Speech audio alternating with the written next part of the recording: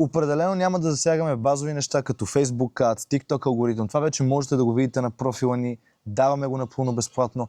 Ако се чудите кога да изберете Facebook Ads или органично качване, от бутона долу може да свалите един базов фреймворк, в който като си отговорите на няколко въпроса, вече ще знаете кой е по-подходящия вариант. Сега, както ви казах, ще преминем през Cost of Acquiring a Customer. Идеята ни е да го подобрим, а в случая да подобрим нашия как означава да го свалим надолу максимално. Бързо напомняне какво е как. Харчиш 500 лева за маркетинг. Получаваш от това 25 нови клиента. Това е равно на 500 делено на 25. 20 лева струва на теб да намираш нов клиент. Това мисля, че вече е ясно. Сега минаваме набързо през различните начини, които трябва да научите, които разбира се после ще засегнем в детайлност, за да изкарвате повече пари от вашите маркетинг стратегии. Да кажем да намерите нов клиент за вашия бранд ви струва 10 лева и неговата средна поръчка да си купи една тениска, както говорихме, е 50 лева, което като махнем разходите, става 30 лева. Тоест, вие сте дали 10 лева, за да получите 30 лева. Нека предположим, че човекът реши да купи две тениски. Това прави вече сумата, вашия профит, 60 лева. Но интересното е, че той е абсолютно един и същ клиент. Влезваме по същия начин. Тоест, сумата да го вкараме в нашия сайт и той да купи, остава същата. При първия сценарий, разходът ни за реклама е 33% от това, което сме изкарали от нея, докато във втория сценарий, когато човек купи две тениски, той вече става само 15%. Това е първото нещо, към което винаги се стремим. В сайта ни, когато вече човекът е видял рекламата ни, влезнал е, т.е. някакви пари сме изхарчили, той да влезне, когато купи, той да купи повече. По този начин, нашият как ще изглежда много по-нисък, защото ще изкарваме много повече пари. Второто нещо е така известната велика оферта. Когато имаме добра оферта, която просто няма как да изпуснеш, повече от хората, които ни влизат на сайта, ще купуват. Когато клиентът не мисли много за това дали да купи, а успеем да го спечелим с нещо мега изгодно, той веднага ще ни даде парите си. По този начин, повече от хората, които влизат на сайта, ще купуват, съответно вашият как ще падне двойно, тройно, в зависимост от това колко добра е вашата оферта. Следващото нещо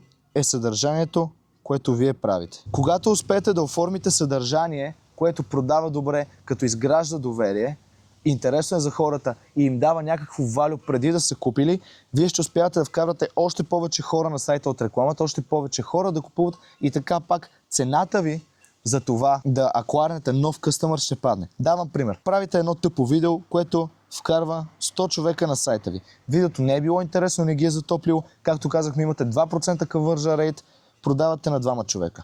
Но ако успеете да направите видео, което да се хареса примерно в For You page на 100 000 човека, или видео, което изгражда много по-добре доверие, и видео, което е много по-интересно, хората, които ще влезат на сайта ви, ще са по-затоплена аудитория и тогава има много по-голям шанс да купят. Както виждате, на 100 000 човека 2% са 2000. 2000 нови продажи, ако просто си оправите видеото, или може conversion rate ви да се качи от това дали подготвяте добре аудиторията за това, което ще срещнат на сайта ви. Следващото нещо, което ще намали вашия как, са ревюта, защото те изграждат доверие. Когато имам предвид ревюта, нямам предвид просто ревюта в Google или това да кажете, че сте имали доволен клиент. Имаме няколко трика, които ние ползваме, които са една идея по-детайлни. Тях ще ги видите в някои от следващите видеа. Следващото нещо, което е едно от най-важните неща и за мен е най-работещо, е Lifetime Value. Какво е Lifetime Value? За периода, в който този клиент ще ти е клиент, колко пари ще ти плати. Това как се случва, когато периодично успяваме да създаваме неща, за които хората да си плащат. Примерно, ние като маркетинг агенция, всеки месец ти си плащаш определена такса, за да работим с тебе. Ако си Spotify, си плащаш $5-10 на месец, за да слушаш музика. Какво се случва, когато си автокъща, примерно? Имаме един таймфрейм. Ти, примерно, си марка за коли, продаваш ми кола днес, която струва, да кажем, $100,000. Аз тази кола ще карам 5-10 години и следващия път, когато си взема кола на твой бранд, евентуално, ще е след 10 години, да кажем. Какво правят умниците от Тесла? Този период, който е от 10 години, го разделят на месец, на месец, на месец, на месец и така до края. И на всеки месец ти имаш едни малки сабскрипшени, примерно $99, за да имаш автопилот. Още такси, примерно, за да можеш да си повикаш колата да дойде сама. И закуп други неща. Те са продали една кола за $100,000, което вече ги прави доста добър бизнес, но всеки един месец в този период от 10 години, в който ти не си купуваш кола от тях, те ти чарджат пари и най-вероятно са успели да удвоят парите или даже повече, които са изкарали от теб купувайки кола. Това им позволява те да използват тези суми, за да експанднат повече, да скелнат и да станат още по-наложена фирма на пазара. Това е много важно, да събираме максимално кеш сега, възможно най-бързо, защото този кеш ни позволява да се развиваме много по-бързо, без да се мъчим, позволява ни да делегираме различни таскове на различни хора, позволява ни да се възползваме от